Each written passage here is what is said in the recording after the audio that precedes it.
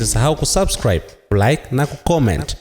Kama mnakumbuka, wiki iliyopita Tundu Antipas Lissu ambaye ni mtuhumiwa katika kesi hii alilalamika juu ya swala la kupewa chakula, na wananchi wengi wakalalamika juu ya swala hilo. Sasa cha kushangaza, magereza walitoa taarifa kwa umma baada ya Lissu kusema alichokisema na wananchi kulalamika. Nimekaa tangu tarehe 13 mwezi wa pili mwaka 2026 taarifa hiyo ilipotolewa na magereza, ambayo imesainiwa na SACP Elizabeth G. Mbezi ambaye ni msemaji wa jeshi la magereza. Taarifa ile tulikuwa tunategemea atasema au jeshi la magereza litakanusha kwamba sio taarifa yao, lakini mpaka leo hatujaona ukanusho wa taarifa hii. Kwa hiyo kwa lugha nyepesi, taarifa hii ambayo ilienea mitandaoni ni taarifa rasmi, na kwa hiyo tunataka kuijibu kama mawakili wa mtuhumiwa Tundu Antipas Lissu, lakini pia kama mawakili wazoefu katika mahakama za Tanzania.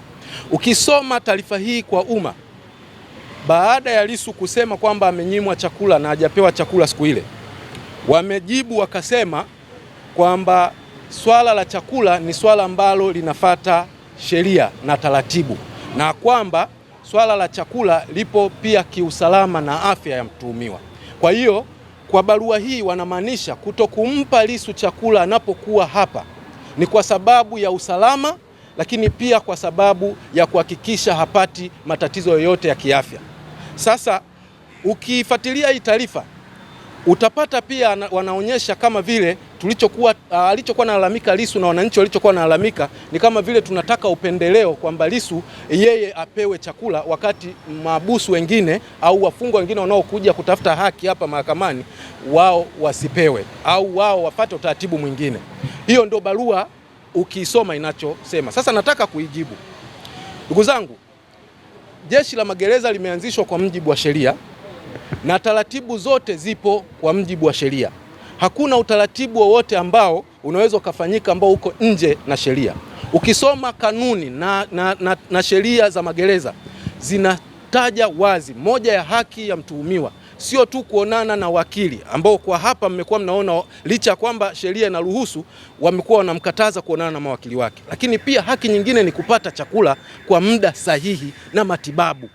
Sasa tujiulize, kama mtu anaruhusiwa akiwa ndani ndugu yake kwenda kujiandikisha na kuwa anampelekea chakula kwa muda ambao unatakiwa kupewa mtu chakula, inakuwaje mtu analetwa mahakamani kuja kusikiliza kesi halafu ananyimwa kupewa chakula eti kuna utaratibu? Kama kuna utaratibu ambao unaruhusu gerezani kule mtu ndugu yake anaandikishwa anaenda anapewa chakula, inakuwaje ndugu huyo asitumike kuja kumpa chakula mtu hapa anapokuwa kwenye kesi kusikiliza? Tunaona kwa wazi kama mawakili kwamba hii inafanywa makusudi ili kumdhoofisha mtuhumiwa dhidi ya upande wa jamhuri, kwa sababu mtu anaposhinda bila kula ni ngumu sana kuweza kuwa na akili timamu na kuweza kujitetea vizuri dhidi ya mawakili ambao wao wanakunywa chai na mchana wanapata chakula. Kwa hiyo hii barua hii au taarifa hii kwa umma ni taarifa ambayo kimsingi haikupaswa kutolewa na jeshi la magereza, na mtu aliyeitoa anatakiwa kupuuzwa kwa sababu ni taarifa ambayo inakinzana na utaratibu na haki za binadamu. Ukisoma katiba yetu ibara ya 14 inasema kila mtu ana haki ya kuishi na huwezi kuishi kama hauli chakula. Kwa hiyo ninasisitiza kwamba barua hii au taarifa hii iliyotolewa ni barua au ni taarifa potofu ambayo sisi kama mawakili tunasema jeshi la magereza linatakiwa kuhakikisha linafuata utaratibu wa kisheria, kuhakikisha watu wanaoletwa hapa mahakamani wanapata chakula kama binadamu mwingine, kama ambavyo wao magereza wanapokuwa hapa wanapata chakula, na kama mtu yeyote anapata chakula, ili mtu aweze kujitetea vizuri kwa kuwa na afya na utimamu wa akili. Tofauti na hapo ni uonevu wa wazi ambao pengine ni bahati mbaya kwamba swala hili halifanyiki kwa Lissu tu. Mahabusu wengi wanaoletwa hawapati chakula mpaka wanaporudi gerezani, na ni bahati nzuri tu kwa Lissu kwamba yeye at least ana usafiri ambao akitoka hapa anapelekwa moja kwa moja gerezani.